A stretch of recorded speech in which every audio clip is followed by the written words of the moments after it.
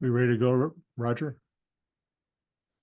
Good evening, and welcome to the May edition of the TMUG member user group members meeting.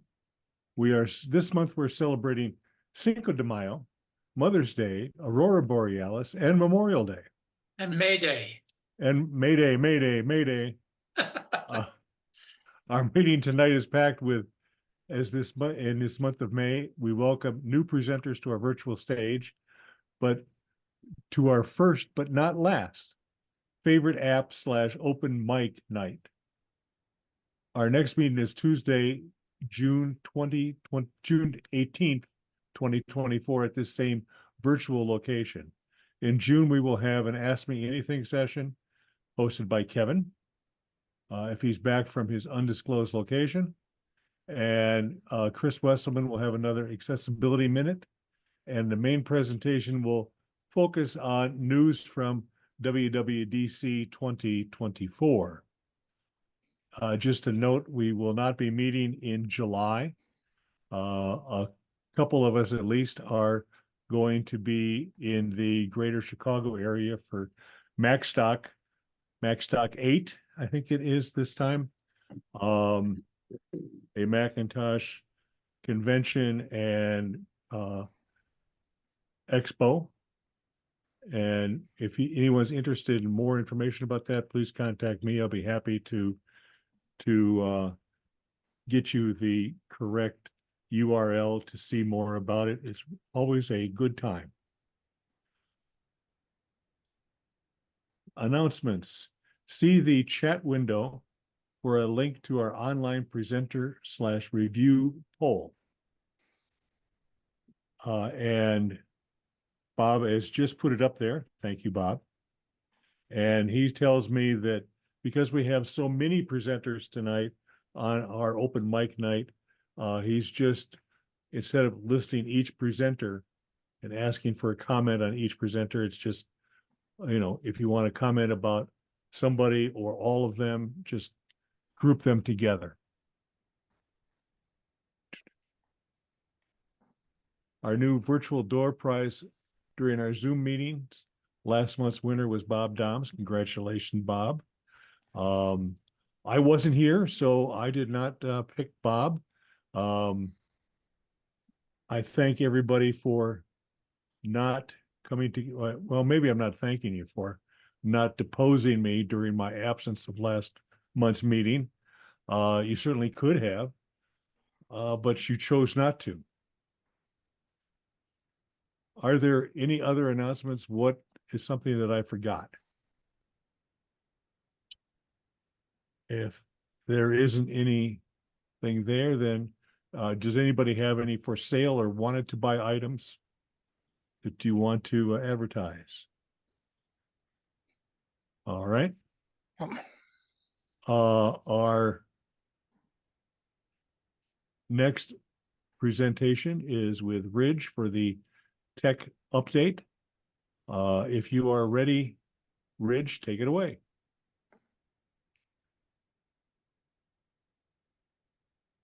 I noticed that a number of people had switched off their video and have not switched it back on.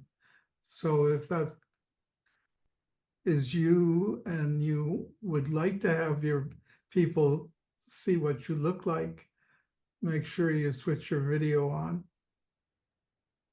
My picture's better, but I was finishing dinner, so that's why mine was still off. Gotcha.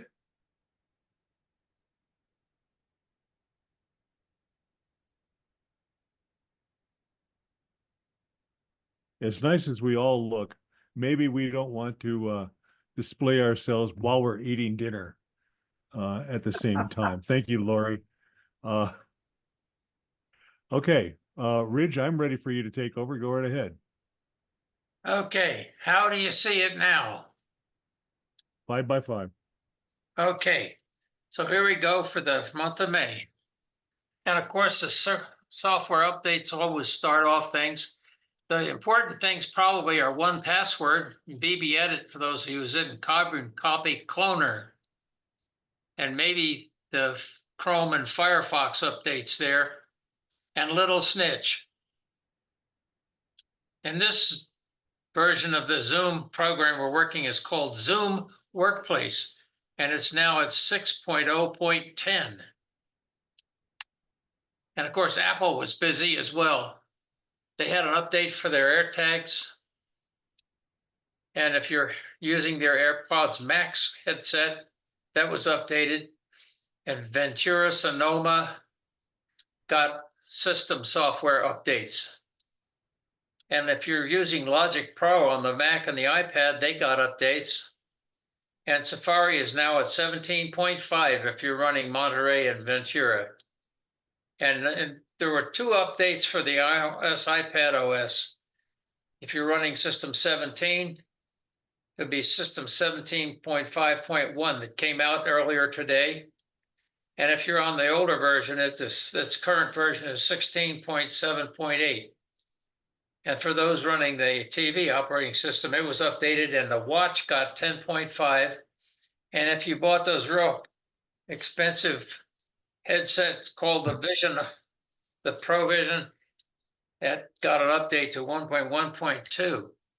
And the only thing that's in beta release so far now is the version 1.2 of the Vision operating system. And their second quarter financial report, even though the revenue was down, they had a very high record, a new record for the second quarter of the year.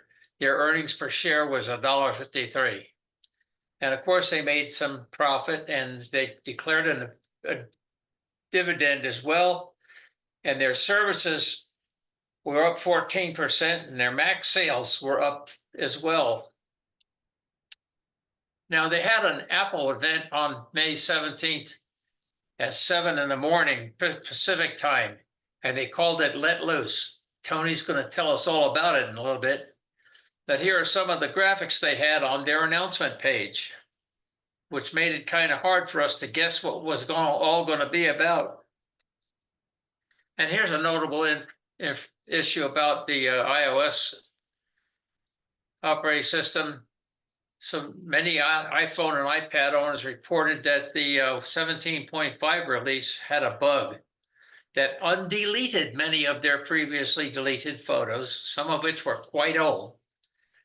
That same bug had been reported earlier about the beta version of 17.5, so Apple released 17.5.1 today to fix it, and it's been reported online that it did fix this problem. Now, Bendgate returns, and again, once again, the guys on YouTube proved that Apple's devices can be bent, this time an iPad. And their ultimate conclusion, though, after it was all over, was that it's harder to do that than they expected, and in normal use, new iPads should not be expected to bend at all. Now that we're running Sonoma 14.5, it's probably time to figure out which Macs can run it, according to what Apple. If you have an iMac from 2019 and later, and a Mac Pro from 2019 and later, and the iMac Pros all will run it, and a Mac Studio from 2 years ago and later, and a MacBook Air from 2018 and later, and a Mac Mini from 2018 and later. And that Mac Mini from 2018 runs an Intel processor. So I have one sitting right here next to me, and it's got an Intel processor in it. And if you're running MacBook Pros, the ones that for 2018 and later will run Sonoma. Here's a rundown of the latest rumors that are running along the internet now. They're thinking maybe Apple is going to introduce Mac OS 15 at the Worldwide Developers Conference in June. And are they going to name it Redwood, Sequoia, or Mammoth? Ha ha ha. How about the next version, second generation of the Vision Pro headset? They think it might come out until 2026 and cost half of what the first model did. Maybe the next iPad Air will come sometime next year and have an M3 processor. And maybe the Mac Pro and Mac Studio will be next updated in 2025, not this year though. And with some version of the M4 chip, not the M3 chip, and they'll be marketed, maybe they'll be marketed as artificial intelligence development workstations. We don't know yet. The latest online rumor says that there will not be any Macs that be updated at this June's Worldwide Developers Conference. So to see if any of these things become true, we're going to have to wait, because Apple never lets us know until the actual happening. And if you like, we still have cloth logos and pins. Kurt and I will be able to maybe get you connected with one of them if you'll give us a call. And that's it for this part of the slideshow. And the next part is items of security interest. You know, Adobe didn't have any updates for security flaws. They did the last month, they had a bunch of them, but not this month. Google has updated Chrome. As you can see, there were 37 total fixes, and that word "through" means there were additional updates in between. And how about Firefox? The Firefox for Mac had 47 fixes on its way to 126.0. And Microsoft even updated Office for Mac twice, and there were three security fixes there. And Apple had security update patches as well. Monterey, Ventura, and Sonoma. Boy, that Sonoma fix had 26 fixes in their update. And iOS, iPad OS, both versions, 16 and version 17, had fixes, and there were 32 fixes to the 17.5.1 on their way to 17.5.1 update. And there were 2 fixes in Safari if you're running Monterey and Ventura. And even tvOS had 5 fixes, and watchOS had 6 fixes. The Vision operating system had 2 fixes. And now, as far as cybercrime news, we'll find out what Apple does behind the scenes that we don't usually find out about.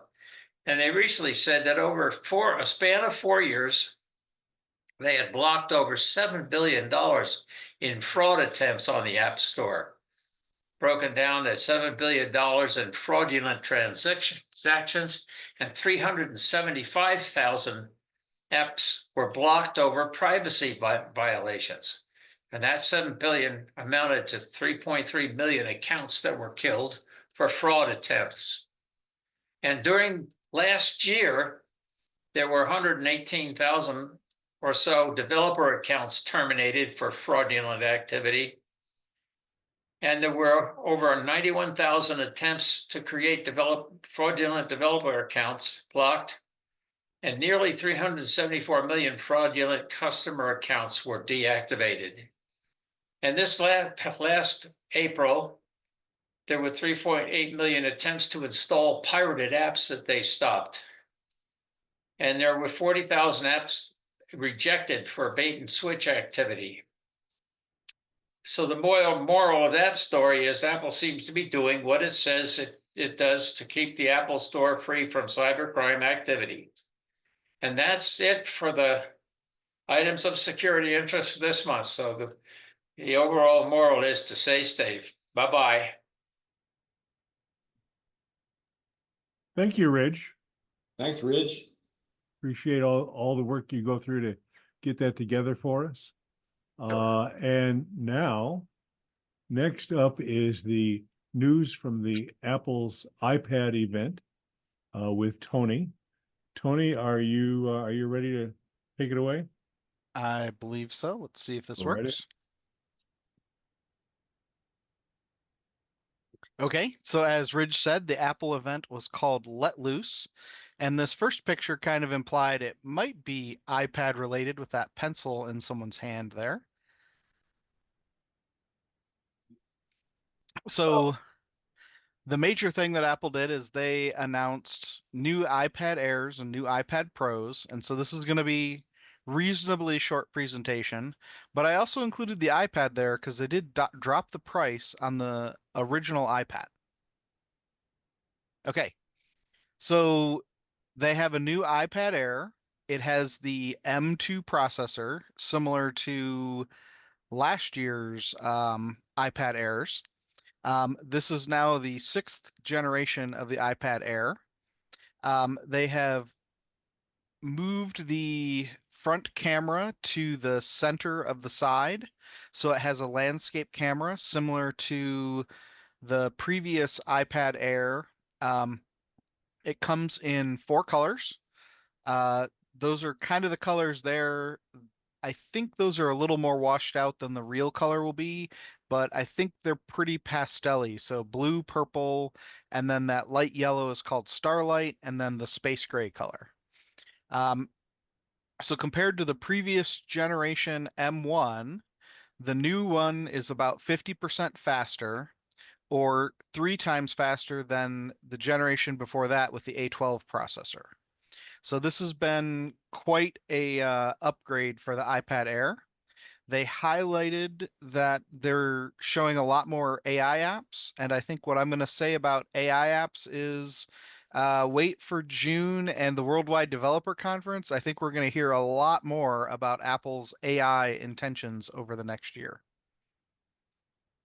That is just a guess. I don't have any inside information other than they spent a lot of time on AI apps in this iPad presentation and highlighting how much the AI apps could use the new M2 processor.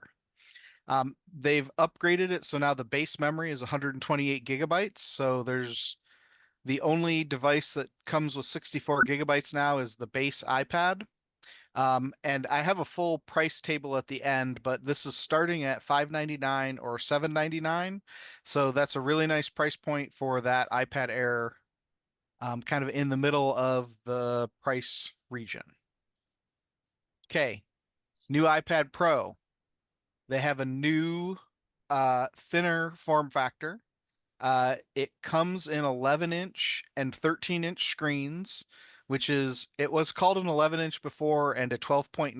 I believe the screen is almost identical in size to the 12.9, but now they've just rounded it up to call it a 13. They did a demonstration. That 5.1 millimeters is the 13-inch iPad Pro, so it is a little bit thinner than the 11-inch, which is 5.3 millimeters. And they said that that is thinner than the iPod Nano. That's the only other device from Apple that's close to this thinness, is the Nano. Someone actually put a pencil next to it, and the pencil is thicker than this too. Um, so the big thing they have done is they have updated the display to a dual panel. So they have two panels, one on top of the other, organic LED display. So the previous 12.9-inch iPad Pro had an organic LED or micro LED display. But this is now a new one. This is enabled by the new M4 processor that Apple also announced with this new iPad Pro. And the brightness on this thing, it's 1,000 nit display, so very bright as the iPhones are, and it will get up to 1,600 nits when it's doing the high dynamic range display. So this is a very bright display. One of the complaints about organic LED displays has been the brightness, and I think Apple overcame that by having this dual panel, so you get twice as many LEDs generating light at the same point on the display. For the first time on an iPad, it includes the nano texture glass, which is of course an extra cost. I believe it's $100 extra to upgrade to the nano texture glass, and you can only do that on the iPad Pros that have 1 or 2 terabytes of memory.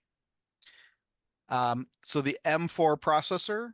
So this is now the introduction of the M4 processor line, right? Just 2 months ago, they introduced the the MacBook Airs, the 13 and 15, and those have the M3 processor. So they've been working on this.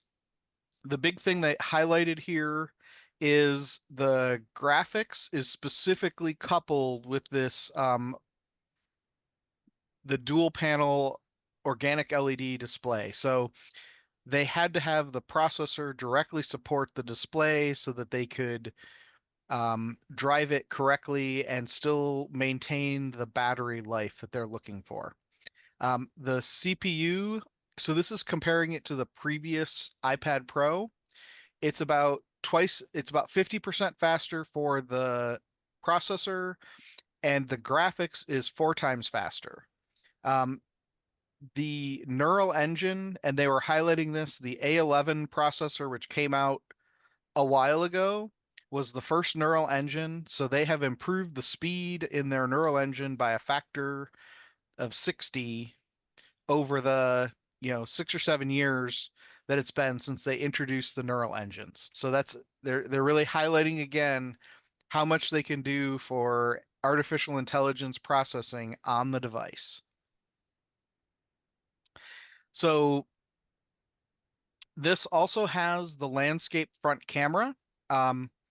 And so that lets you stay front and center. So now essentially across the iPad line, they have that center stage camera, the landscape camera on the front side.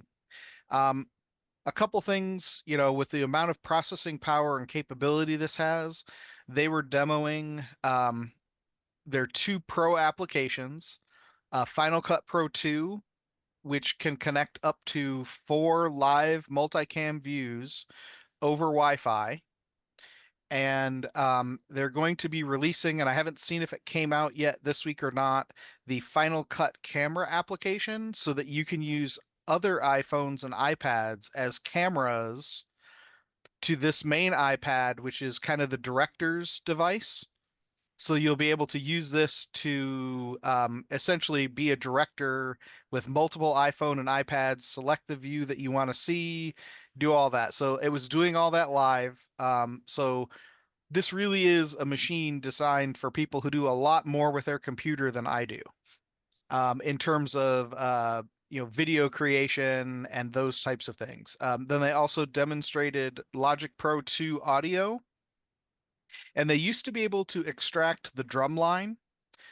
Now they can separate, given a listening to audio, it can separate the vocals, the bass, the drum, and other instruments into 4 separate tracks so that you can then tune and remix it yourself, even if you don't have the original file with the separated lines. It has a similar 12 megapixel camera with the LiDAR on the back. And they added the True Tone flash. It will take multiple images using the flash in different ways to eliminate, you know how it's always annoying that it seems like whenever you try to take a picture of a piece of paper, it always has a shadow on it. This this method of using the True Tone flash and combining multiple images together, it can eliminate the shadows when you're trying to scan documents or take pictures of things.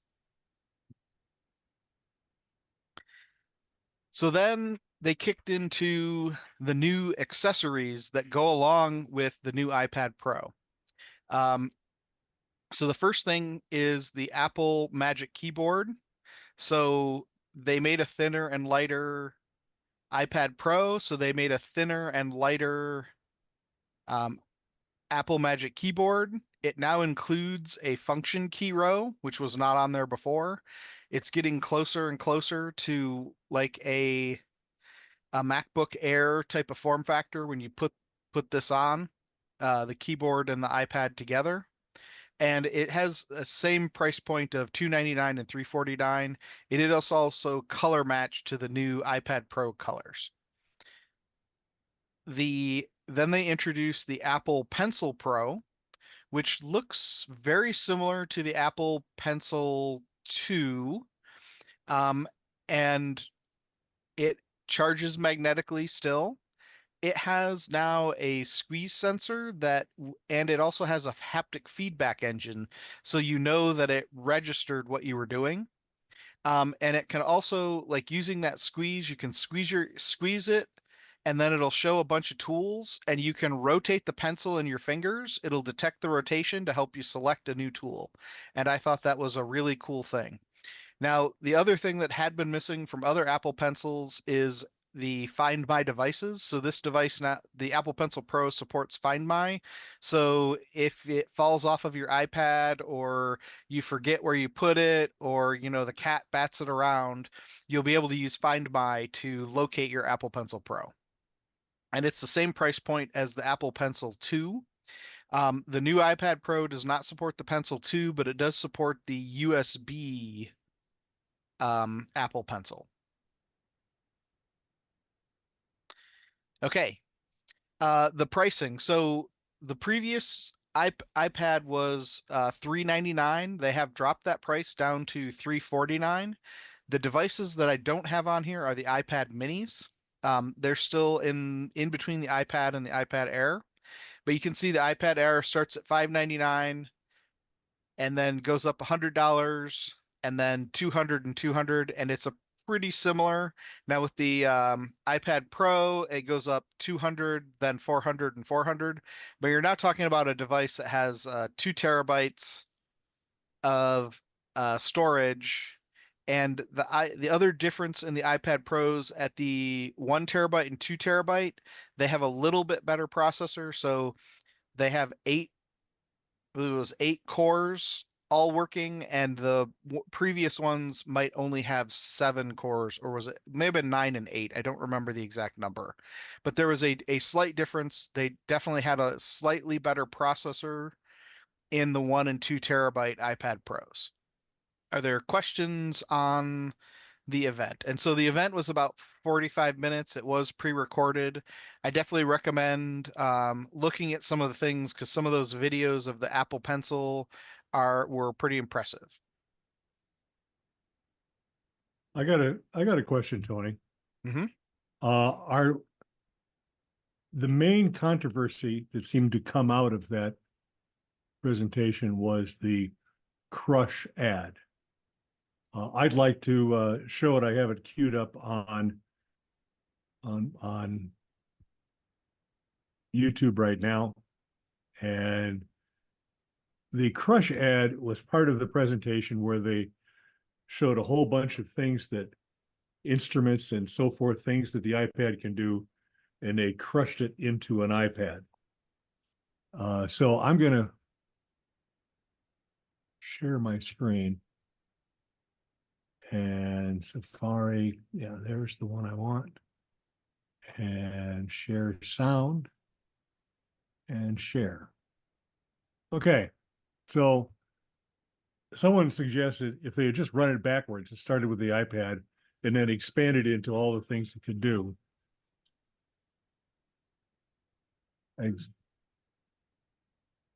Turn off the sound. There we go. That it would have been better. And maybe that's true. But it was kind of an interesting visual, taking all those things the iPad can do and crush it down into one little thin iPad. Any other questions for Tony? Well, then, thank you, Tony. Thanks, Tony. I would like to know whether the keyboard will work with other Apple devices. I think the answer is no. Well, so some people have said the connector on the back of the iPad is the same, but the form factor is a little bit different. So it was, if you could jury rig it to get it to touch, then it works. But it definitely wouldn't be recommended. Thank you. Yeah. Yeah, one David more, Ackland. yeah, one more thing too is that I got the 11-inch, and it's the form factor is slightly different than the previous 11-inch. That I had to get a new case, so they get you coming and going. Yeah, it looked like it's pretty close to an A4 page for the 13-inch. Costco is already selling the 13-inch iPad Air at $30 off. I believe Amazon is selling 38.30 off on the 11-inch, but I have to check.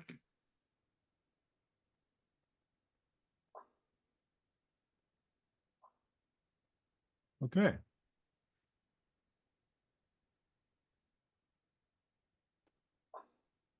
In that case, we're going to move on to a new presenter, new to TMUG presenter, longtime member Logan White. Logan is going to show us how to record sound from the Mac. Logan, are you ready to start up? Sure, let's go ahead. You go ahead. Share your screen.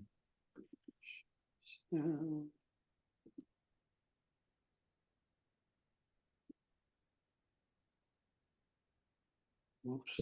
Okay, can you all see the on the left-hand side here? Okay, so the first question is going to be, well, what about copyright?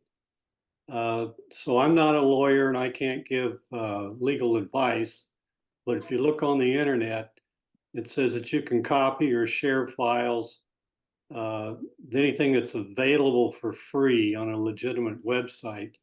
And then, well, what's not okay? And that's if there's software that prevents you from downloading material, or if they charge you for downloading material, you're not supposed to be downloading it. And another thing is, even if it's from a free website and you make a copy of it, if you're like a DJ and you get paid for playing music at a party, you're making money off of it. And so that's not okay, is to copy stuff if you're going to use it as part of your business. So what makes it possible is that you need something that's going to pass audio between the applications. And the little app that I'm using is called Black Hole. And I'm not going to really cover installing Black Hole. I'm going to provide some show notes after this. So if you're really interested, you can go to this website, and it has instructions on how to download it, install it, and configure it.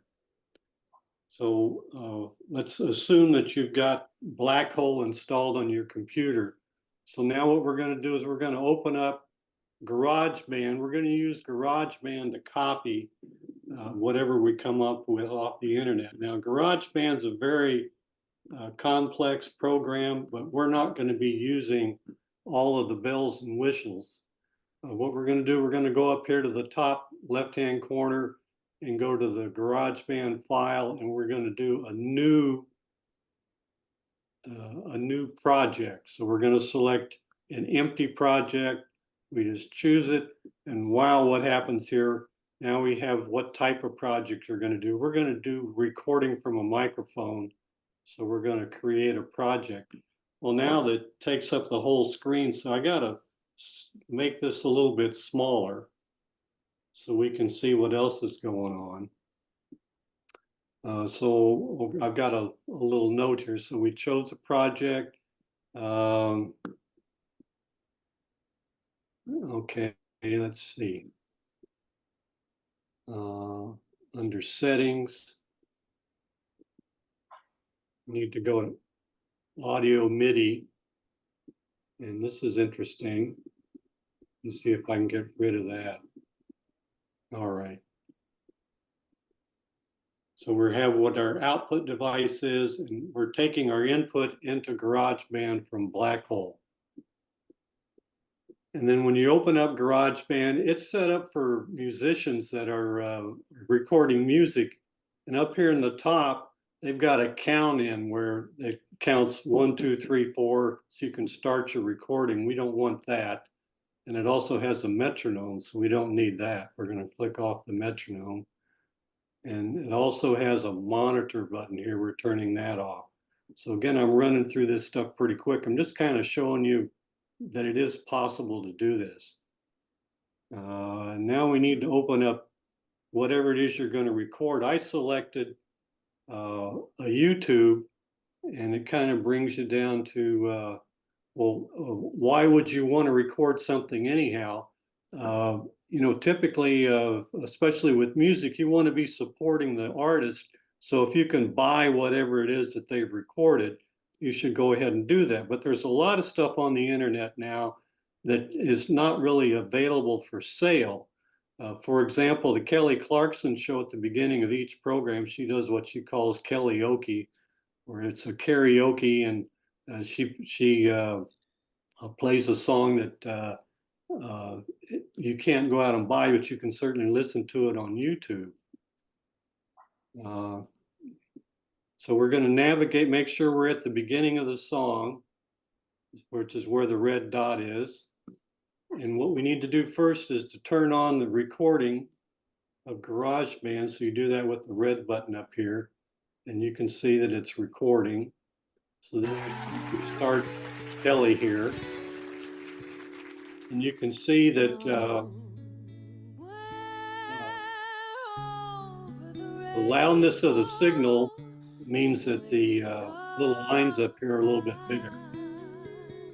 So rather than go through the whole thing, I'm going to kind of speed her along toward the end here.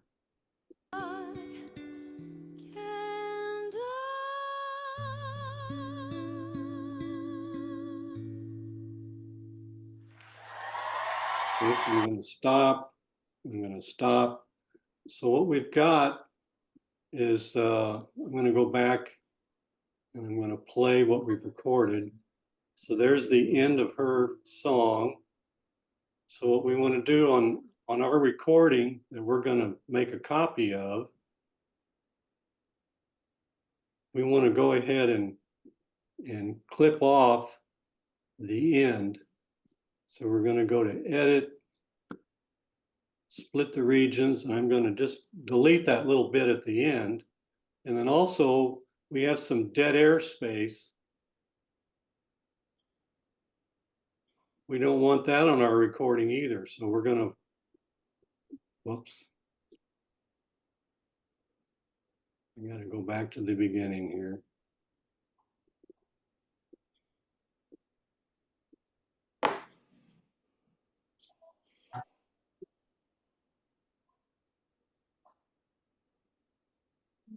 So she really starts singing there. So we're going to start it there.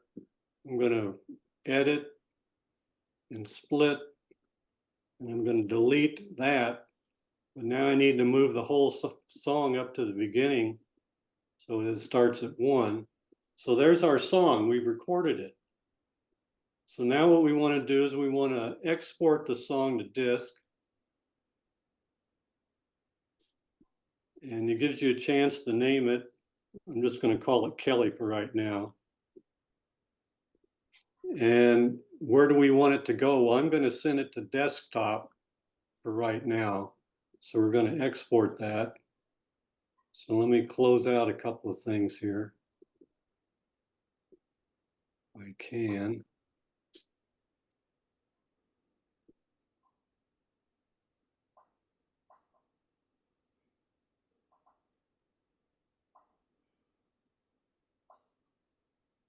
So here's our song over here, Kelly. So I'm going to drag that into iTunes.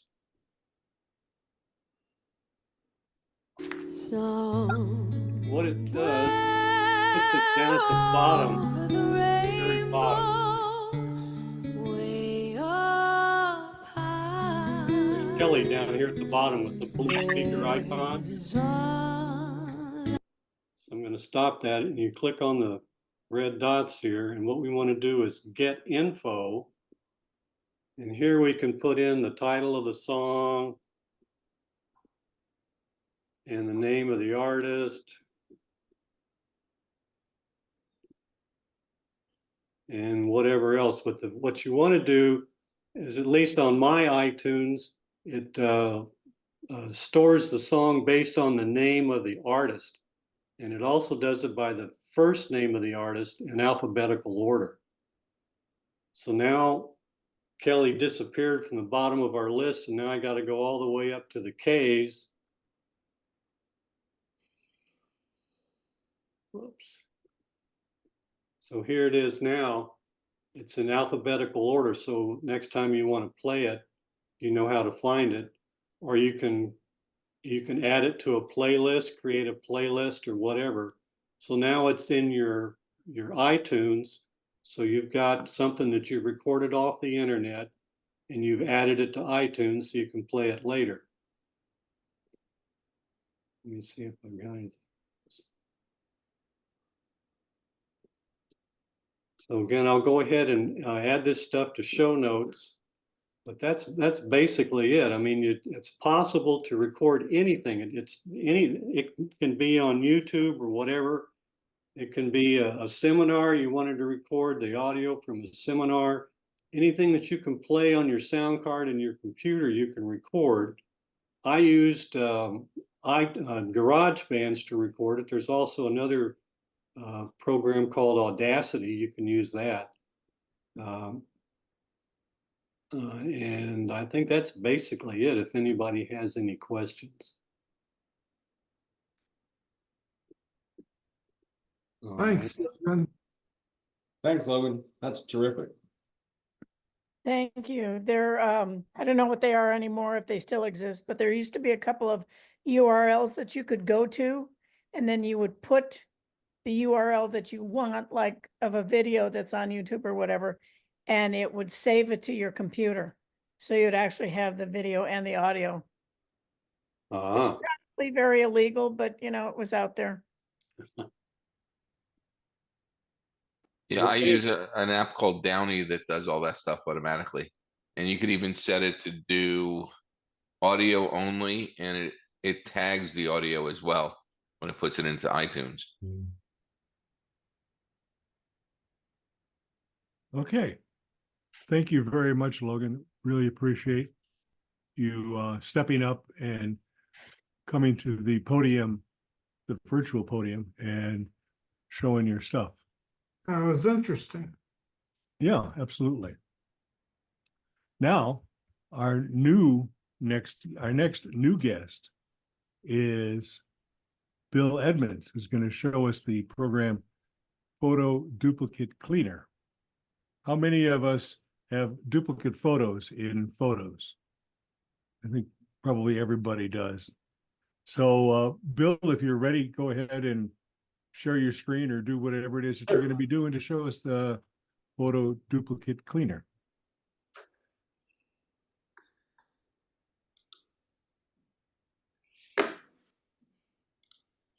Give me 2 seconds to get it going here.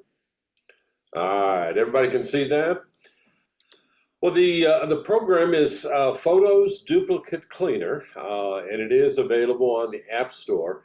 What it does, it's an easy to use photo and video, which I think is great, duplicate cleaner. It basically scans your files that you select and finds any duplicates and lets you select what you want to delete. All right, how we do that is first we'll select the Photos Duplicate Cleaner. Once that opens up, it first asks you for the file path. So you add a folder.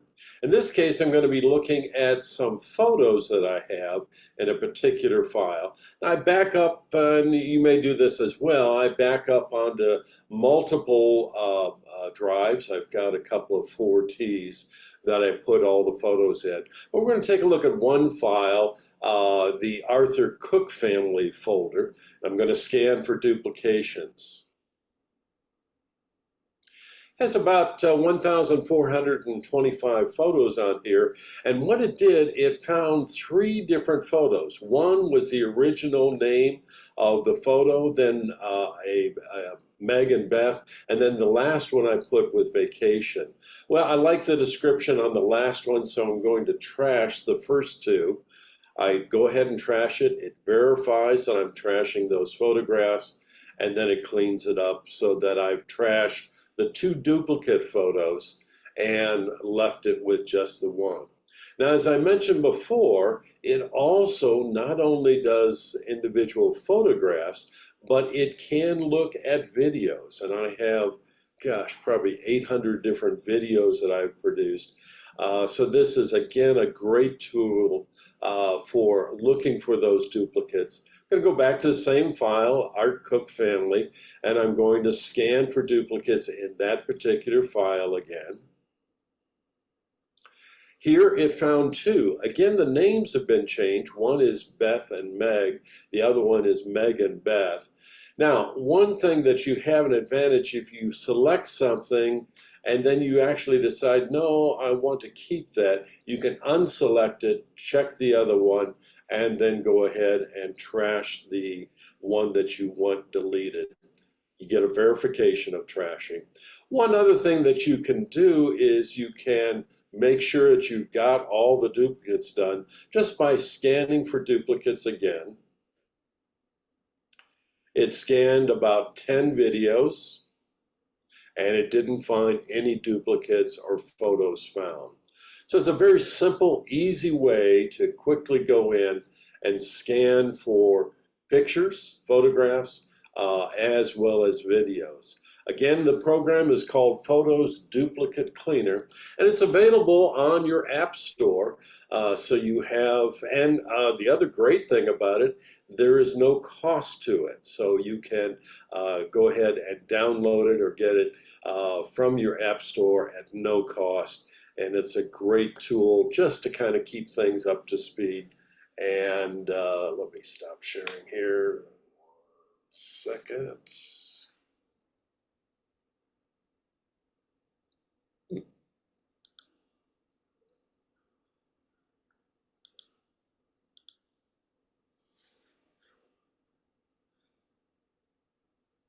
Well, apologies for the delay. There we go. Any questions about the scanner or the program? How much is the program, Bill? As I said before, it's a great cost. Nothing.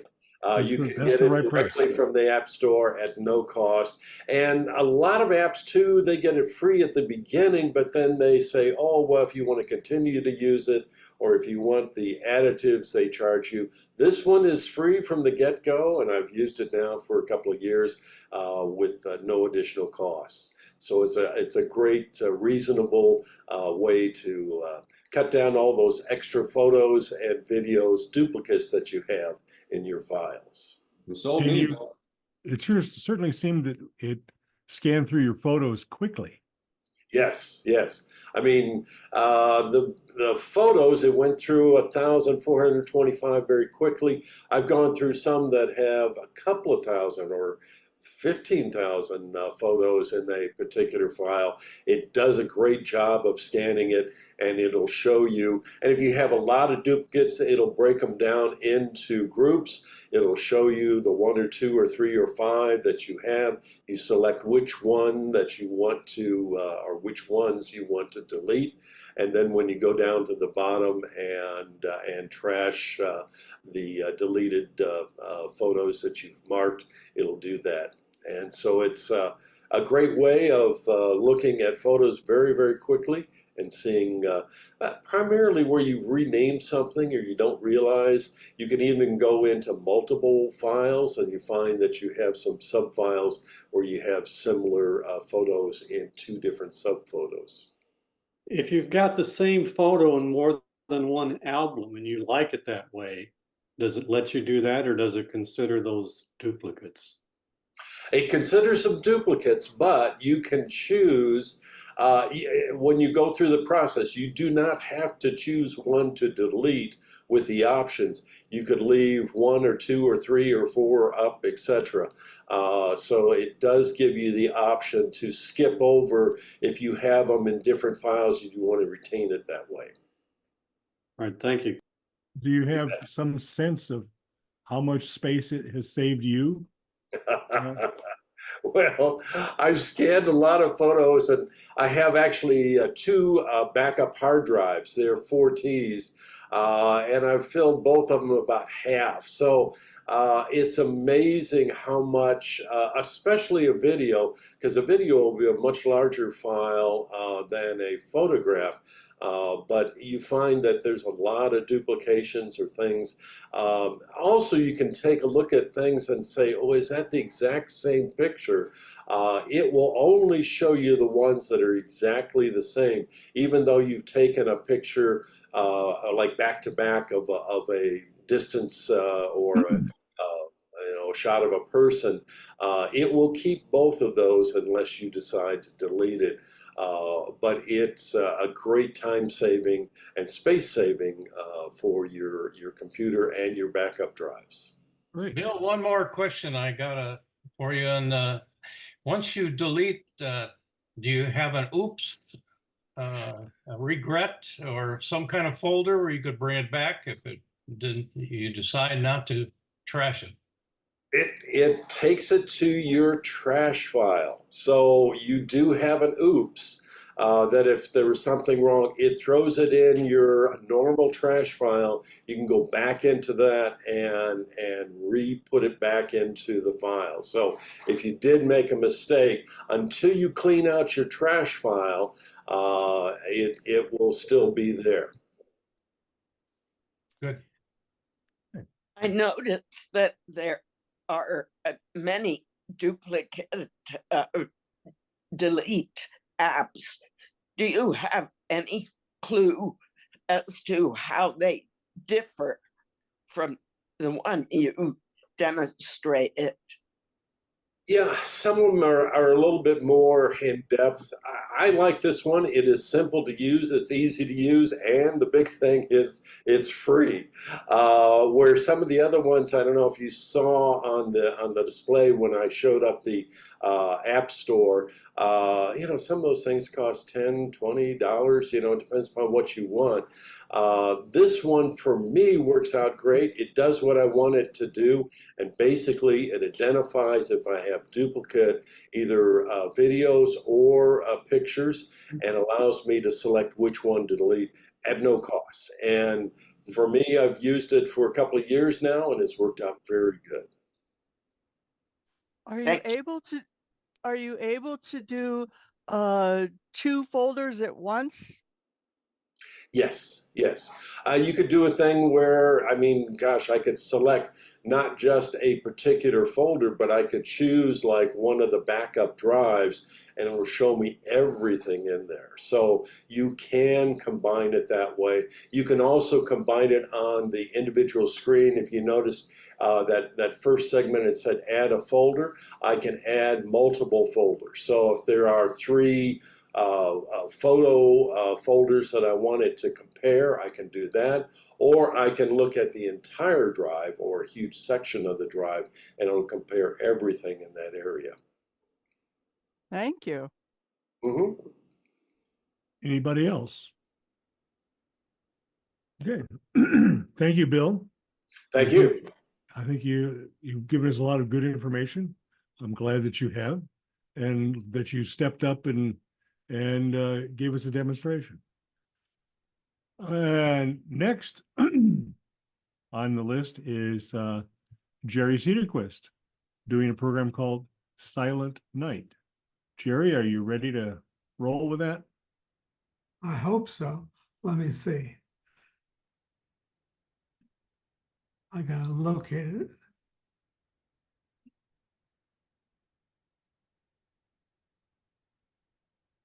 This is my very first Zoom presentation, so bear with me.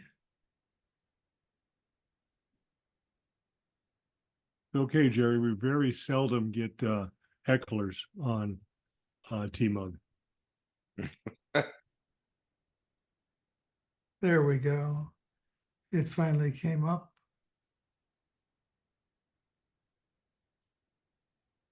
I'm not seeing it though.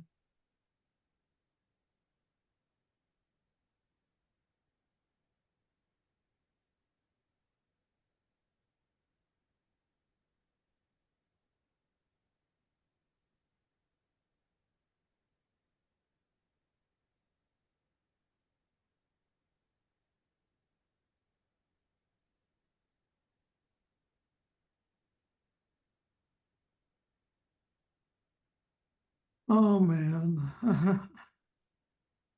Sorry guys, this worked perfectly well the other day.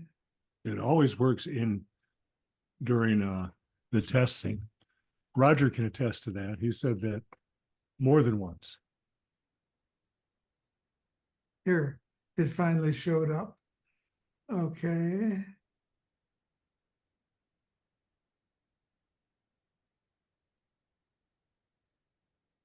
There we go. And now I need to get it to play.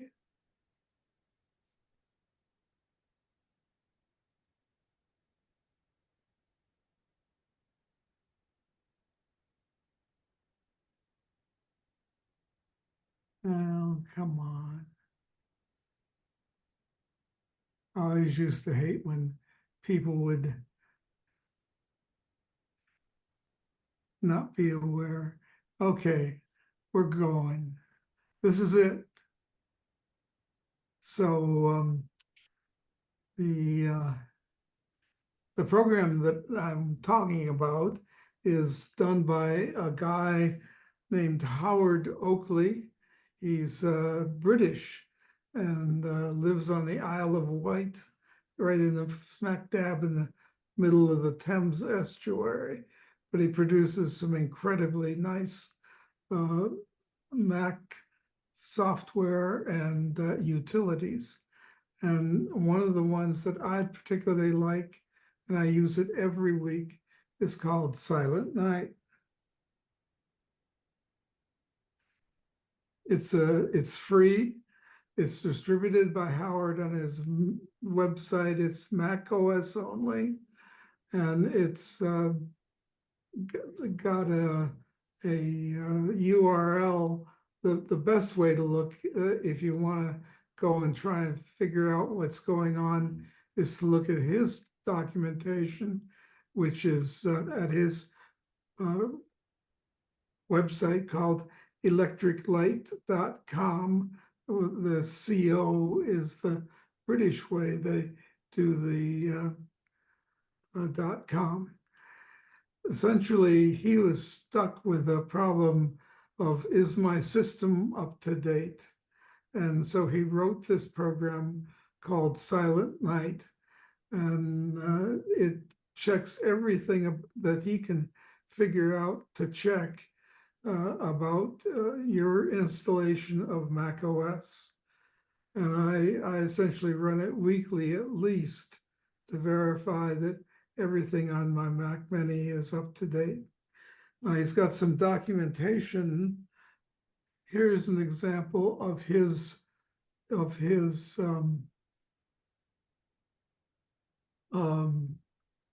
display that comes out. He's done a lot of information engineering, and what it comes down to is green is good, red is bad, and yellow bears looking at. And that's all you need to know about this. You don't need to know what any of the abbreviations or tech talk means or whatever. So you can just kind of bounce around. I'll leave this display up for a little bit longer. Jerry, you're still at the main page.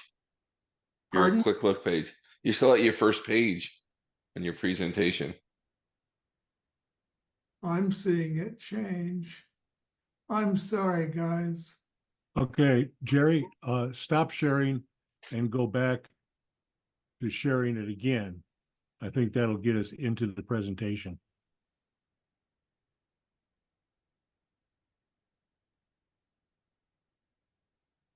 Yeah, it definitely did differently when we practiced.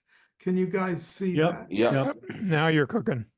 Yeah, so go back to page 1 and step us through this again.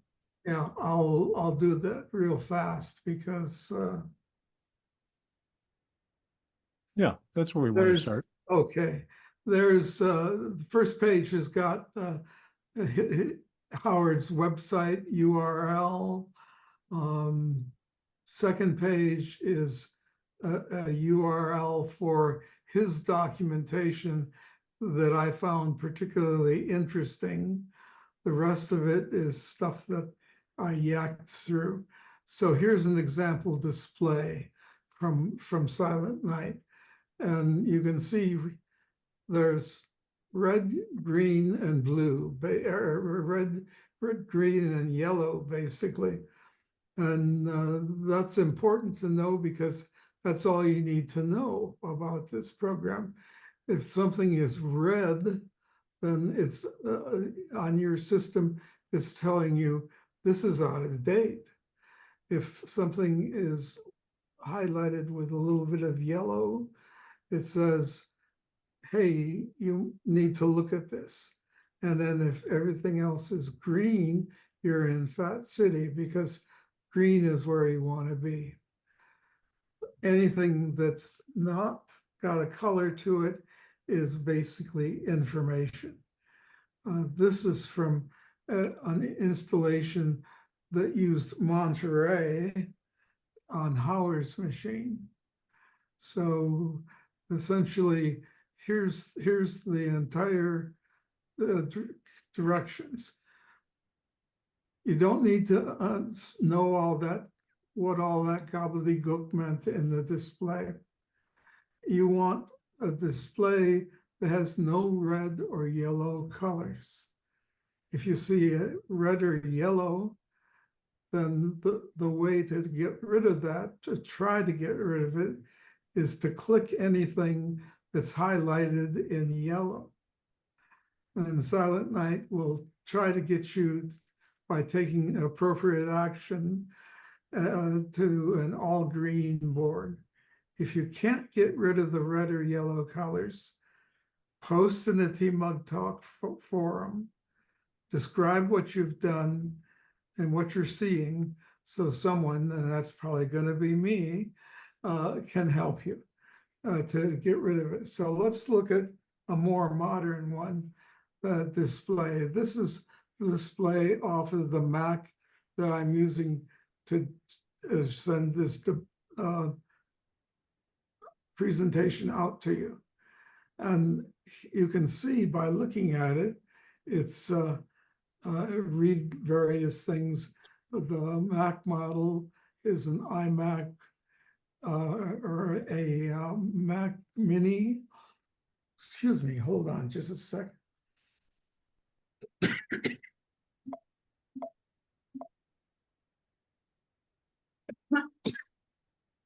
I should have had some water, but let me plow on here. I try to keep everything in good shape, as you can see, because there's no yellow, there's no red. This was recently done, I guess this morning, brought up to date with the downloads of the latest version of Sonoma. And one of the nice things that I like about this is that it tells you not only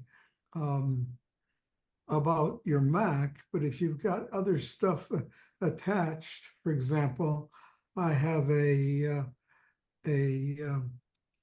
studio display, and the studio display has firmware that can get changed from time to time. So Silent Night reports on that, as well as the Mac OS firmware. So I'm in Fat City. If you want to do the latest check, just click in the checkbox up on the top, and that's pretty much it. It takes 5 minutes for me to verify on Sunday morning that I'm absolutely running the very most recent Mac OS memory load, and that makes my heart feel better than what it used to be with Intel stuff. Okay, that's it. That's all I have to say. Any questions? I got a comment.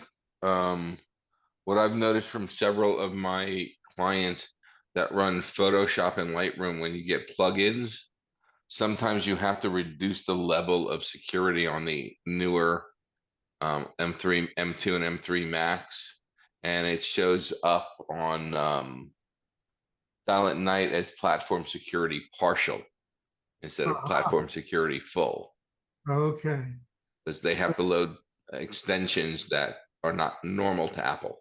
yeah. So that's something to keep in mind. Thanks, Kevin.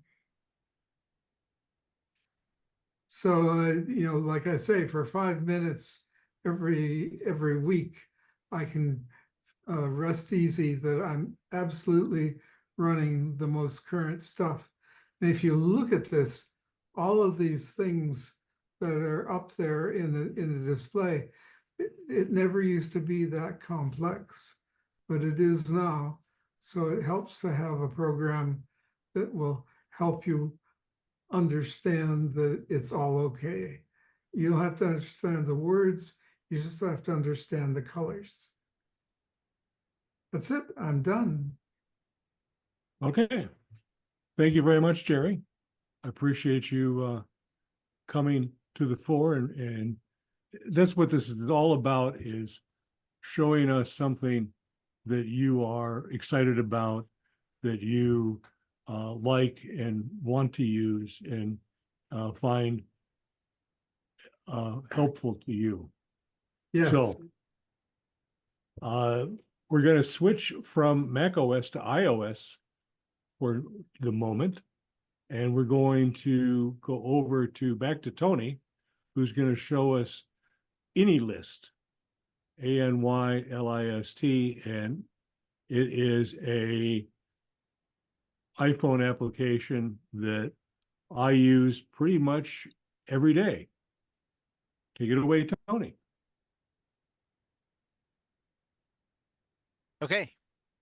So I took some screenshots because I have done demos before of applications. So I really like AnyList, and the reason that I started using AnyList is I was trying to do a grocery list with my wife, and we would both end up getting the same things because when I clicked used Apple shared reminders or to-dos or notes, it took forever for them to update. So AnyList, if you have multiple people sharing, each time you click an item, it sends it up and down. It's really fast. You can watch it update the list on the other person's phone as soon as you click it. So It allows you to do that very quick. And you can see on the right there, it's, grocery items. It automatically, when you know what the item is, it can put pictures in of items that you know about. You just touch an item to cross it off. You can allocate, so it'll automatically do categories for grocery stores. And you can actually change the order that it shows things so that it matches your favorite grocery store. So like if the produce aisle is the first one, you can make that the first category that it shows. So everything that it puts in produce shows up first. So it's kind of lets you, as you walk through the store, cross items off and make sure you're finding the items when you're supposed to, as you go through. You can also, on the right-hand side there, it'll show you details. You can add notes about it. Hey, I want this specific brand, or I want 2 cans. I want a 15-ounce can. You can look at how much prices were at one point or time or another if you want to add that to see if the price is coming up, or you can assign it to a specific store. It makes it easy. You can support multiple stores. Like we have one list for Costco and one list for the grocery store and one list for Sprouts. As just different places that we generally go. It's like, oh, well, this is only available at Costco. So if I said I want coffee and I put it in the Costco, that means I want the 5-pound bag, not, a cup of coffee. This is then some examples from lists that I've done. You can create your own categories. I have a list, and I've filtered it there on the left to show, like, I can put in games that support how many players they support. And then I can filter and say, oh, we have 6 people. What games do we have that support 6 people? And then it automatically filters and shows me the list of all the games that I have that support 6 people. When you're adding items, it'll show recent things that you've had. So this is a list, and then you can just click on them to re-add them to your grocery list. And then it's really easy to either say, hey, this is a list I want to reuse. You can just say uncross all the items, or nope, I'm done. This is really a specialty item list.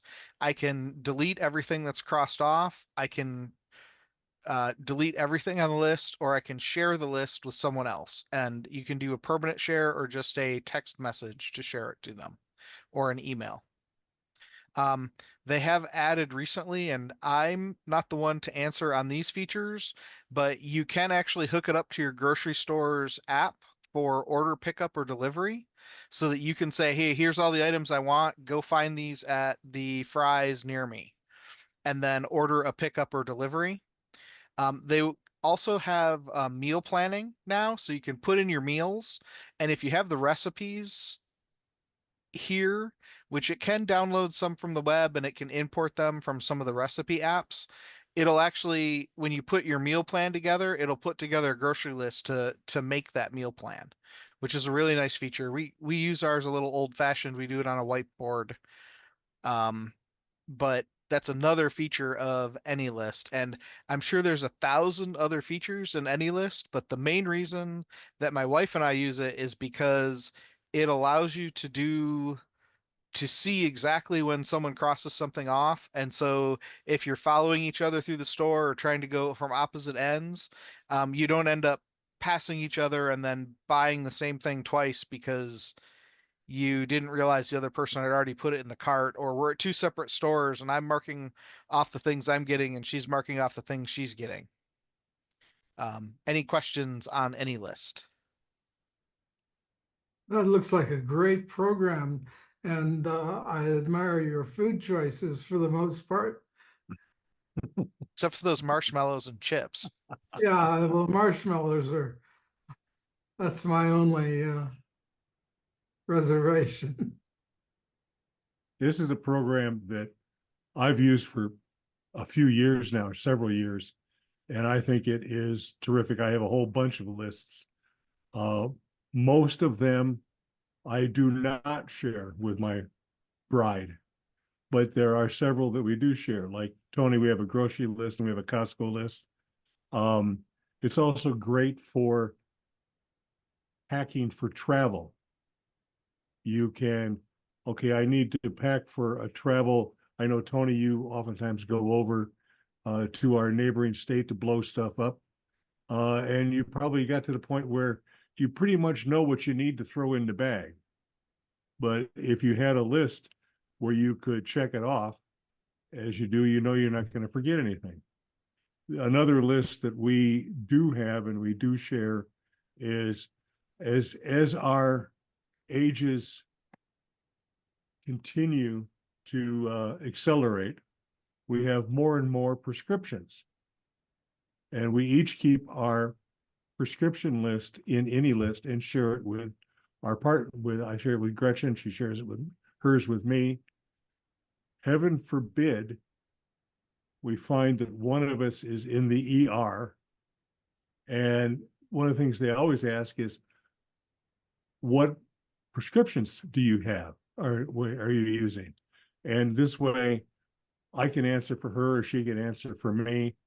It also helps me. I'm a little more retentive on that. I also put in the prescription number, the date it was filled, and how many refills I have, so I can keep myself current rather than rely on the computer at the pharmacy. Oh, I think he needs some of these now, and they just fill them up for me. So it is a wonderful list, a wonderful application, and I think it is well worth the free price. Yeah, And there is a subscription. Do you yeah, I pay for have the the subscription. Tom? It's I think it's $12 or $13 per year. For each of you, not No, for both of for you. the family. Oh, it is for the family. The I family. know one of the things that you get with the subscription is that you can, okay, this is the brand of green beans that I want, and you take a picture of it, and it goes into AnyList. Yep. And that way, when your partner is buying green beans, they know that brand, and that's what the can looks like to use that. And I think it's a terrific application. And as you can see here, it's also on the web, and you log into your account, and you can if you need to really create stuff fast, you can create the items in here and just type stuff real quick, add items, and that makes it really easy. And I see Melissa has her hand up as well. Can you quickly go over the differences between the free version and the paid version again? And I noticed in the in-app purchases, there's like a family version and I guess an individual version. And is this one of those shared in-app purchases? If you're on the iCloud family plan? Well, so I got the family plan, and then let me see if I can find it on their website of. Are you and your wife in an iCloud family? Or do you we just have your are. own separate? Okay. I just get the household one, and I think Uh-huh. it looks like the price has gone up a little bit. It's $15 for a household, $9.89 for an individual. And that's per month? That's a year. For the whole year. Okay, Whole so for year. the whole year. So you And have the family plan, but could you get away with just the individual one? I wanted to support them. Okay. And I actually, if you looked at my lists, let me show over here.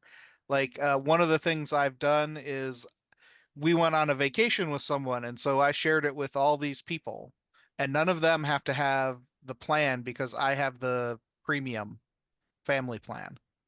So I can And just what if share it they're with all these on, people. Yep. and they all have different kinds of devices that they're looking at it Yep. on, so they can see it on the web? Yep. They can see it on the web. Okay, that's cool. So the web app is with AnyList Complete. They do It's have a kind of like Mac if app. you share photos with an iCloud link. Anybody on any device can view it on a website. And then So you you can could, revoke access? yeah, you can revoke access. You can stop a share. And you can see here, here's the items that are really added for the premium. You can, so if you have a lot of lists like Bob and I do, you can put them in a folder. So you could create a medical folder and then organize stuff as lists within folders. You can create custom themes. It will automatically remind you, hey, you're driving by the Fry's. You have 5 things on your list from Fry's, or do you want to stop? So it's got Um, GPS yep. location aware. That's cool. Yep. And you get that with the family plan? With this is either individual or family. So I think what they do is you log in, and if you have the household version, then you can have more people, more separate logins. If you use the individual, then you get one login tied to an email. So if you're willing to share it with other people and let them see your lists, then that you can do that. What if you share an email address? Then you can use the individual, but you'll be sharing all your lists are shared then. Right, if it's just my husband and I, yeah. Yeah. Melissa, you probably don't want Nate seeing your holiday shopping list for him. Well, I could do other things for that. So, yeah, if you look at the chat, we do share a shopping list. And if you look at the chat, you'll see what happens when my husband adds things to the shopping list. That's another fun thing you can do when you're sharing a list with other people. You can add silly things to it. And yeah, so when I'm shopping, I'm like, what? Yeah, so Do you use it for recipes? So I use the built-in Apple reminder. So my biggest question, the deal breaker, because I looked at this when you showed me this a while ago, can you use this with the S Lady? Does it have Siri integration? So I recall a long time ago there was a way to add stuff using Siri. And shortcuts? Can you and use shortcuts? Yeah. Okay. Because that was the deal breaker for me. I would be willing to pay the $10 a year, but it would end up actually being more like 15 a year, and we already have the Apple One plan, so I didn't want to add another subscription. So and using Siri to add items by voice? I'm using Siri. We both use Siri to add stuff to our lists all the time. And so here they talk about how to do it. So you can see it's actually, my recollection is this is two guys, but they do have a good help system here. So it has how to use it with voice commands, with an Apple Watch, using reminders to do an import. But there's no Mac version? There is It's a just Mac version. So here's the whole company. Jason and Jeff.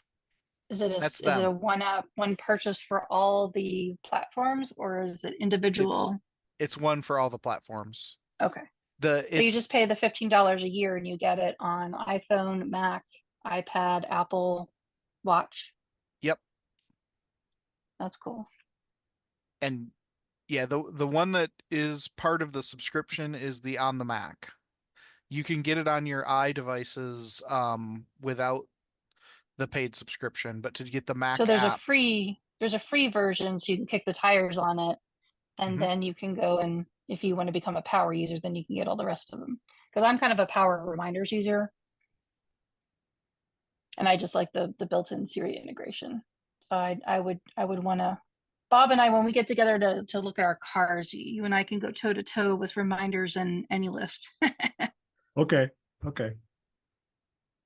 Very good. I think this is something that if you go shopping for groceries and you take a list and you have an iPhone, download this and give it a try. It's really, really a good app. And I think I'm going to have to step up to the plate and get the $15 a year subscription for the two of us. So does it have any nags built into it? Does it have any nagging reminders? Like, that's one thing that would make me consider it more closely, because if an item on my list, on my reminders list goes off, and the choices are very limited as to when you want a repeat reminder, you could say remind me in an hour or remind me tomorrow morning or something like that, but there's not really any other granular it's really not a reminder kind of thing. Does it have alerts to remind you on the list for things that you need to pick up, or? Well, the alert comes through this is just the list. When Gretchen changes something or adds something to the grocery list, I get an alert for that, but that's really. So you get shared notifications when changes are made. That's really the only notifications I get. Okay, so there's no Yeah. reminders built into it. It's just a list. You can nag yourself, Melissa. You don't need. Oh, I'm real good at that. I know I need more nagging. Okay. Any other questions about AnyList? We seem to have a few aficionados here, and I highly recommend that you give it a try. If you don't like it, don't use it. The other thing I like about it is it has a setting where it stays on. It won't allow your phone to go to sleep, because I take it and I put it in the cart so I can see it, That's and then handy. when I touch something to make it go away, I don't want to have to wake up the phone every 4 minutes to tell it that, yes, I picked up a box of Cheerios. Of course, Do you you got use to your watch remember method at all? you got to remember to get out of it. Otherwise, it's going to burn your battery down. That was very useful when I was shopping with a mask. Yes, Oh, yeah. absolutely. Thanks, Tony. I Mhm. downloaded it, but I haven't started to use it yet. Waiting for the words on high, and that was great. I think I'll end up having to try to I've incorporate it used it in for the years course. and it's just wonderful. Okay. I think we probably have created a few new AnyList users here tonight, List monsters. along with our other demonstrations for how to record music in Photo Duplicate Cleaner and Silent Night. This is the kind of thing that I was hoping that was going to happen with this.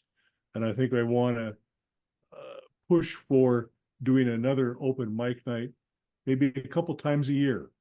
And so I think that those of you who have never given a demonstration of TMUG before have found that we really are a pretty easy room. We don't not really going to pick on you. Everything is going to be fine. And think about it. If you have an application or service that you are really excited about, something you're enthusiastic about, consider volunteering to give us a 10-minute demonstration. So now that we've closed out AnyList, we can move on to our final demonstration of the evening, and that is the new features in Zoom, which Roger's going to show us, and it's going to help us make our presentations here in Zoom even more professional looking. So take it away, Roger.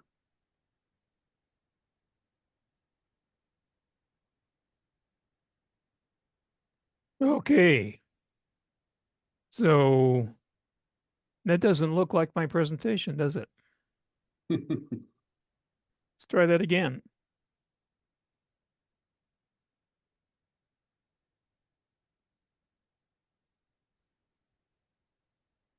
There we go. Okay, so as Ridge mentioned, the latest version of Zoom is called Workplace. Started with version 6.0 and now it's up to 6.0.1. So if you are like me and I have automatic updates turned on, but they never automatically update, you may want to update your Zoom to get the latest version. So this new name is more than just a renaming of the program. It's actually taking a lot of different features of the program that were kind of separate add-ons and putting them under the umbrella of the Zoom Workplace. So it's a whole, they do have other optional apps, but a lot of things that were kind of separate are now combined and included. So some of the features we're going to talk about tonight are not included if you are just using the free version. So be aware of that. So I don't know if you have seen it tonight. Let me know if you were seeing the multiple speaker view. Is anybody seeing more than one speaker highlighted at a time? It said it was available. Okay. So the way you turn that on is you go up to the upper right-hand corner of your screen where it says view, and you can choose speaker, which means it'll highlight one speaker that's talking. Of course, you can have the gallery, which shows everybody, but then now you can have a multi-speaker view. So anybody that's talking is placed side by side with whoever else is talking. And then there's also an immersive view, which is actually not a new feature. And that gives you different views, like a classroom or a theater type of view. So you can change themes, you can set meeting wallpaper. That really doesn't work very well. It's just kind of on the edges of your screen. If you don't want to look at yourself, you can hide yourself. That's actually not a new feature either, but I'm just going to talk about these as they're sitting here. And you can also hide non-video participants, and you can hide meeting timers. And then here at the bottom, you can make it full screen on your monitor. So the multi-speaker view is the new feature that really might help a Zoom meeting be more interesting. So this is what it looks like. So here we have two people talking, and then you have a gallery below. And then if three people are talking, there's going to be three pictures up here. I haven't seen, actually I did see four tonight because I had multi-speaker view turned on. So I don't know if it goes beyond four.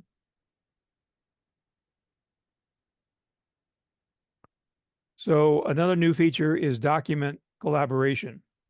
So you can use a Google Doc.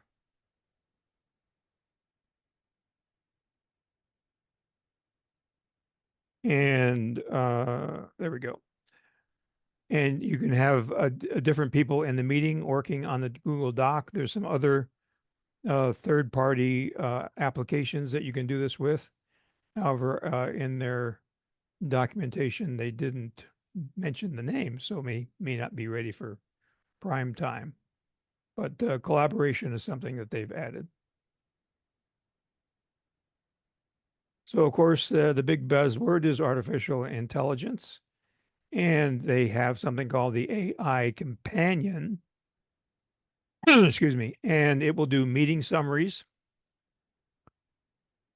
So you can have a meeting summarized that will mention people by name and what they talked about.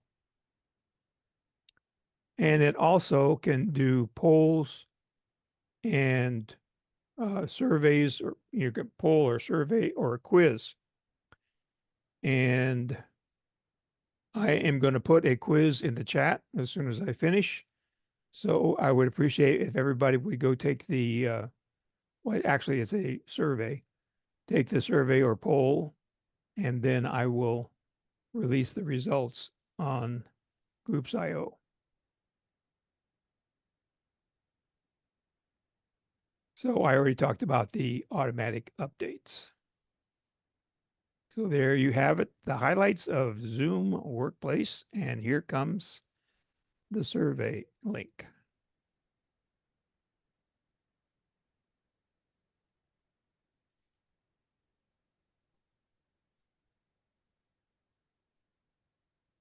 Also, the notes looks new to me. Yes, no, Notes is a new feature, and I didn't really get into that because I really haven't had a chance to play with it, so I didn't really understand exactly how it works. And I'm sure they're going to be rolling out more features, and they update Zoom about once every 2 weeks, so there'll be more things coming along in the near future. Well, that was a very short survey. Only one question. So No, I have a question.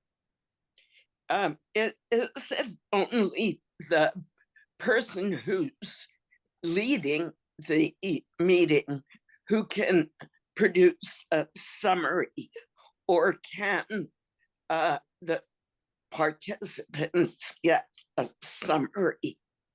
Yeah, it's only the host that can turn that on.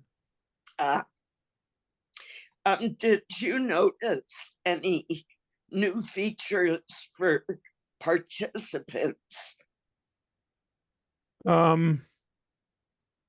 They've changed some things in the reactions. They've added hand gestures, and I think the icons when you do a reaction are larger and easier to see. And I can't think of anything else offhand.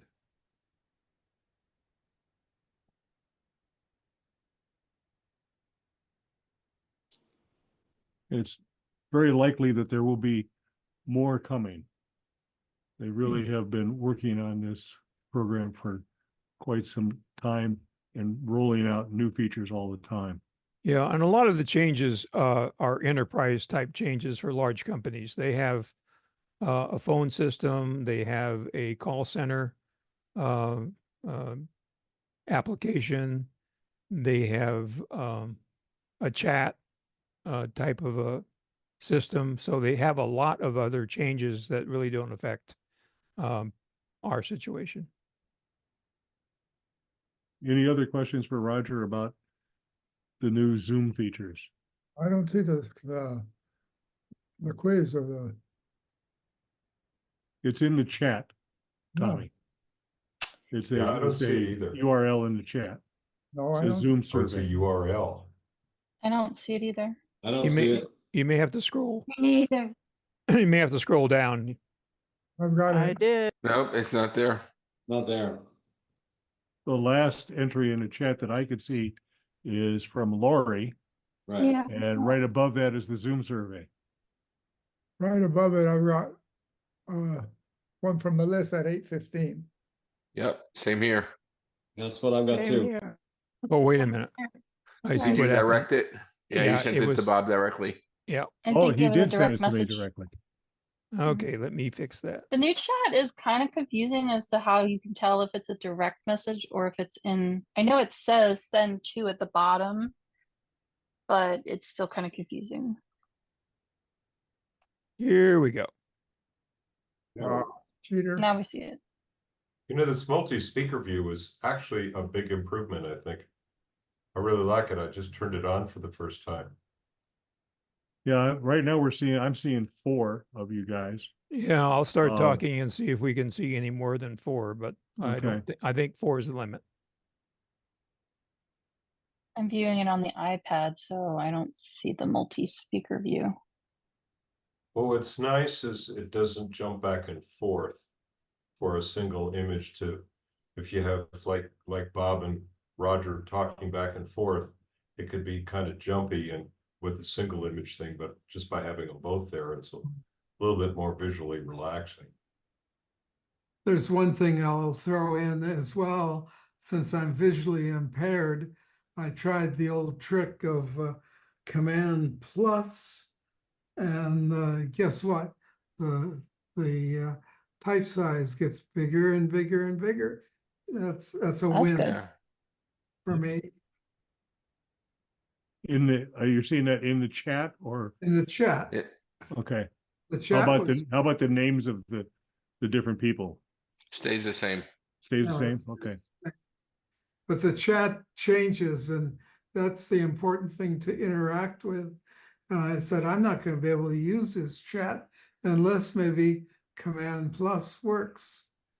And guess what? It does. So that's helpful. Do you still save the chat the same way? Pardon? Do you still save the chat the same way in this new version? Because on the iPad, it doesn't seem like there's a way to save the chat still. I don't know. Well, for the host, the chat is saved automatically. Okay. So we don't have to remind Bob to save it then. Right. Praise the Lord. Hey, I got a 'Cause- question for you guys. Different topic, but does anybody have a MacBook Air or MacBook Pro? I have an That has old that- MacBook Air. That has that notch in the screen. Yes. I don't- I found a It way has to not. disable that notch. I just got a new But MacBook just on Pro the the other Air? day. On the Air and the MacBook Pros. Okay, I have the notch on the MacBook Pro. I'm used to it now, though. Okay, then I won't say anything. When I I first use saw that, Bartender. yeah, I use it too, but it's still a pain. I'm not used to it. I'm used to the smaller, thinner lines. I use Bartender and I have them separated into their own separate ovals, and I like that better now. Cool. Speaking of surveys, we also have another survey that Bob just put in the meeting chat again, and ask you to click on that link and fill out that survey tonight, tomorrow morning, whenever it's convenient for you, because it really does help us plan meetings for the future. Thank you, Roger, for all of your help here on Zoom. And now I have Bob Doms has been so right on the ball there for putting the survey, the feedback form in the chat. I'm going to ask you for one more thing, Bob.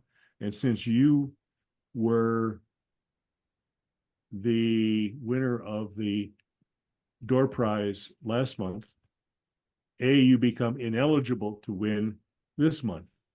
So we're going to ask you to ask your S lady to pick a number between, let's see what the number, between 1 and 30. And let us know what she says.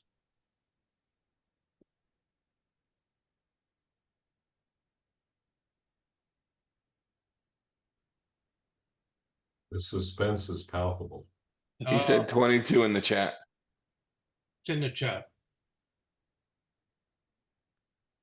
22 is ineligible. I'm sorry, Kurt, you can't win the door prize. Try again, Bob.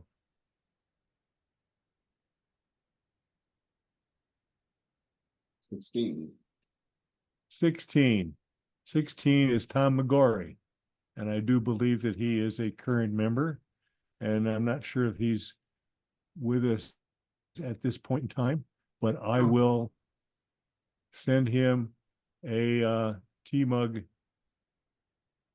or Apple gift card from TMUG. So any final questions, Tommy? Yeah, what about this otter thing that Roger was gonna tell us about before? Yeah, tell us about your otter. Okay, let's see here. Let me just bring up their website.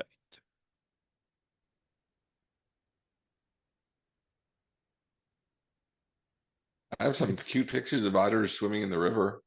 Okay, so their website is Is this like do unto otters? That's the otter. He'll be here all night, folks. Chris will. Okay, so the website is Otter AI. All one word? Otter.ai. Okay.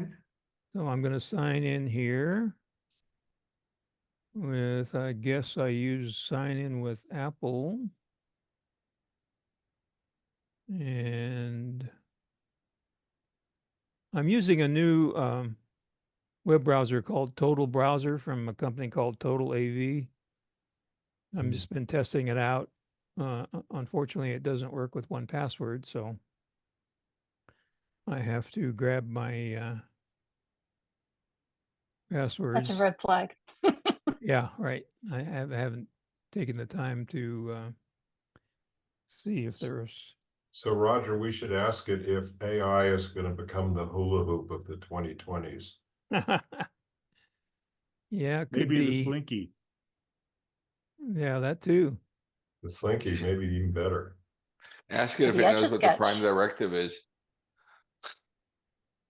Speaking of Prime Directive, it is also Star Wars Day this month. May the 4th be with you.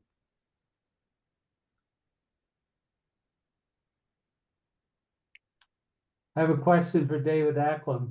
David, I'm dying to know what your T-shirt says, "Don't get dead." Yeah, that's my new motto for surviving where I'm going through right now. Don't get dead. Okay, I can That's a tell good you thing. You that don't get caught and you won't get dead. it does use passkeys. Mm. I just signed in with the passkey. That's a step in the right direction. And But only if you're syncing your passkeys to iCloud. okay, so let's go ahead and share and we'll look at this together.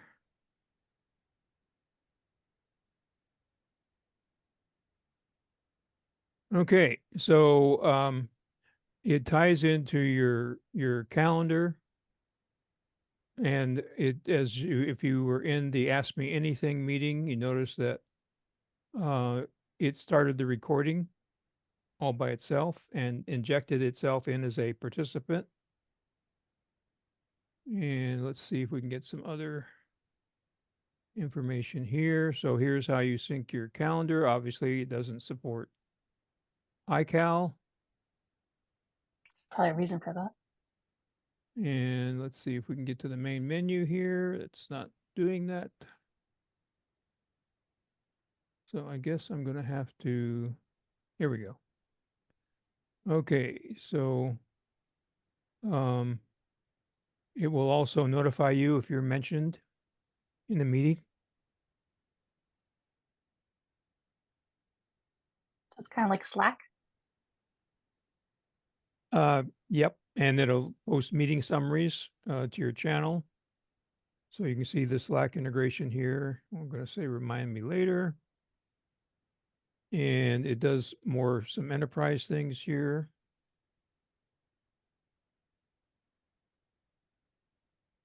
This is another SaaS product. Yep. So it's really more for enterprise. I had a client that somehow it got on his computer. He didn't know how. That's and so I just went into it to find out how it worked so I could help him. So Was it here's, an MDM thing maybe from work? Mm. well, he doesn't work for anybody. He's Oh, okay. Not enough. actually Enterprise guy. reinventing himself late in his life. So he's independent right now. So I'm just going to say IT, and I'll say that I'm a senior leader just to get past this screen. So it just obviously does a lot of things, and it seems to want to just feed you a few things at a time to get you started. Let's see if we got anything in here. It did do a basically summary of last month's meeting, which I shared with Bob and Kurt. And Very thorough, it was very good. but apparently it's not. But so Roger, this is the AI companion in Zoom. No, this is a separate program from Oh, a okay. company called Otter AI. Now Zoom does that transcription or summary, both. Okay. And those are turned on. But Is this an integration for Zoom? Yeah, it automatically integrates with Zoom. Do you have to have it turned on as an app? No, I didn't have it turned on at all. It figured out that I was in a meeting all by itself and started recording. Oh boy. It's kind of creepy. So yeah. It is the Have you seen any error messages in Mandarin? Chinese? No, I have not. I think that would be a red flag. I had an app like that, believe it or not. Yeah, it was an undelete app, and when it asked for access to my photos, I called the developer connection, said, I think we've got a problem here. And I got a full refund. I don't know if it's still in the App Store, but Oh,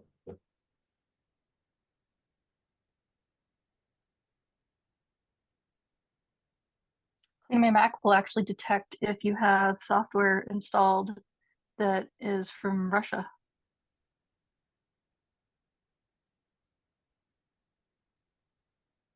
Is there a Ukrainian company? Yeah, there is, speaking of that, I'm glad you mentioned that because there is a phishing email going around to Cox customers, probably to lots of people that aren't Cox customers, but about this Yahoo email transition. And when you click on the link that's supposed to tell you how to do the conversion from Cox Mhm. Mail to Yahoo Mail, it goes to a Russian website. Mhm. So beware, you Cox customers. Check that from address at the top of the email and make sure it's coming from Cox and it doesn't say .ru.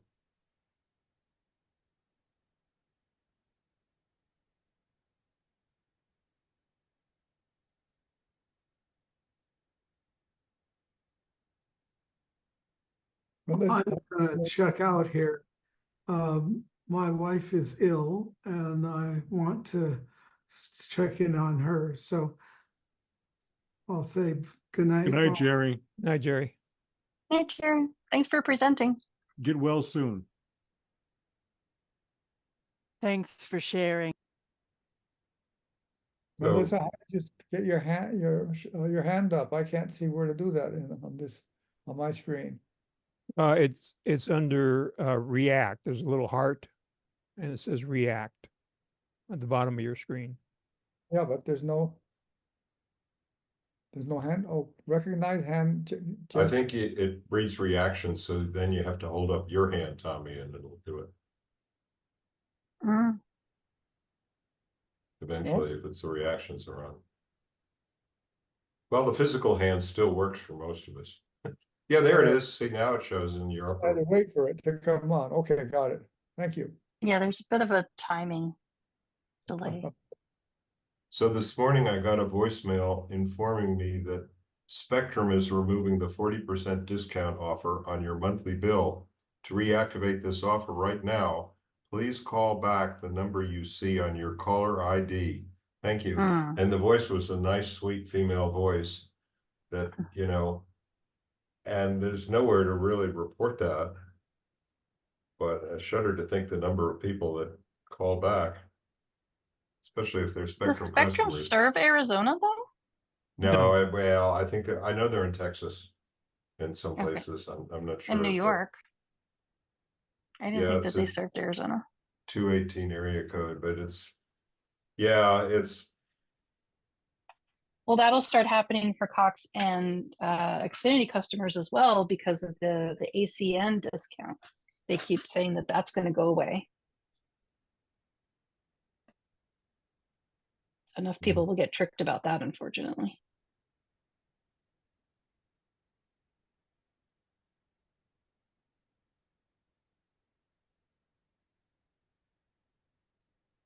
yeah, the Apple figures on how much fraud they've blocked. I think didn't that come up in Ridge's stuff earlier? Yeah, I mean it's a staggering the amount of stuff that they've blocked. Yeah, I'm not looking forward to this whole being able to sideload or download or install apps from something other than the App Store.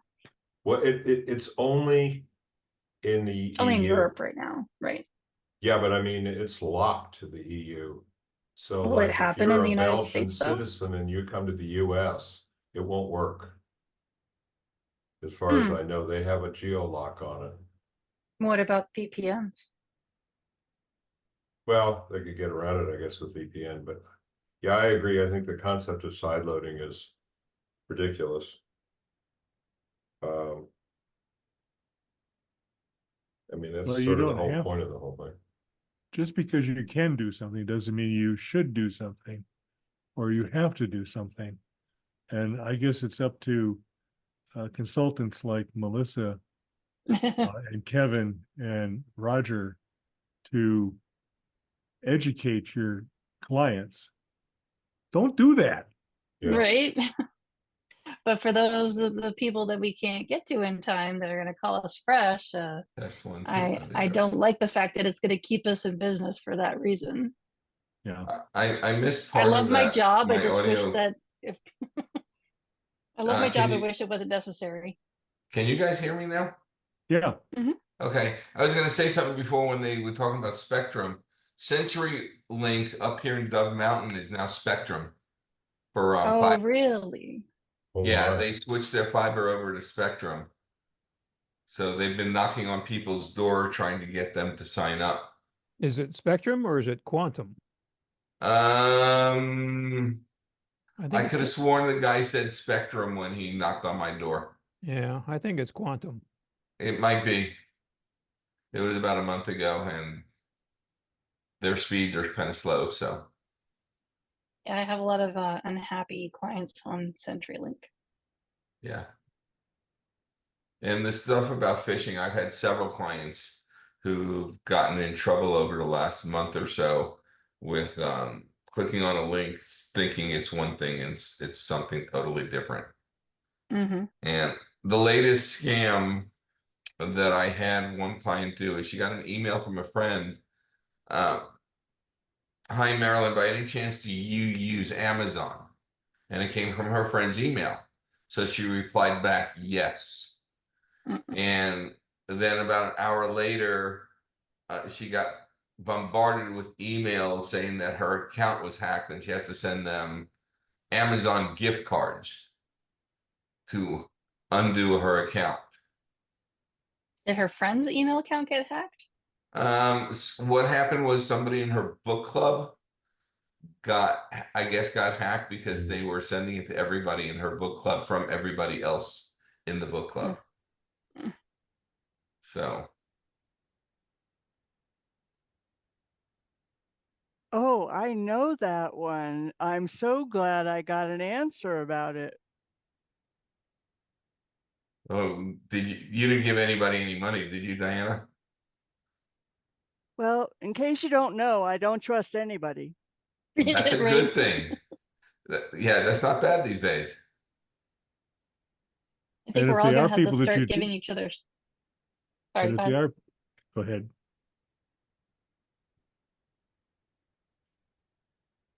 No, you go If, ahead. if there are people that you trust, still be at least 10% suspicious. Trust but verify. Yeah, especially and don't trust if they're asking for money. I feel like we all have to have like a safe word password. Yeah, that's more like it. Are you really who you say you are? Oh, with AI, it's getting to that point where they could just about generate anybody's voice. Voice. Yeah. Yeah, I mean, it's great to have these meetings on Facebook, but if AI was to monitor these meetings or somebody with dubious intentions, there's probably enough for most of us where it could record our voices and hold decent conversations in our tones. Well, Roger's trying out this auto and it could end up doing just that with our Zoom meeting. Well, Yeah, I I'm read We're gonna gonna have to start signing waivers and consent forms. call it a night. Good night, everybody. Hi, Good night. Bob. Thanks, everybody. Hi. Thanks, Bob. Thanks to every one of our presenters tonight. It's been great. I think it's really good to have other people present that don't normally present so that they can kind of see what we all go through as regular presenters. It's not I agree. always that Absolutely straightforward. agree. You get on there and you think, I have everything, or I have all my stuff together. I have everything organized, and you go and you press share, and it's like, whoa, wait a minute, where did it go? They changed everything all around on me. Is that Mac User Magazine or a Mac User? That was a great magazine. I miss it. That's Roger doing the auto thing. Oh, Otter thing. Otter. No, I don't think so. Oh, you want to turn off recording, Roger? Yeah, no, I think that's Mac user somebody else. Because mine, my auto is in there, it says auto. Roger's auto.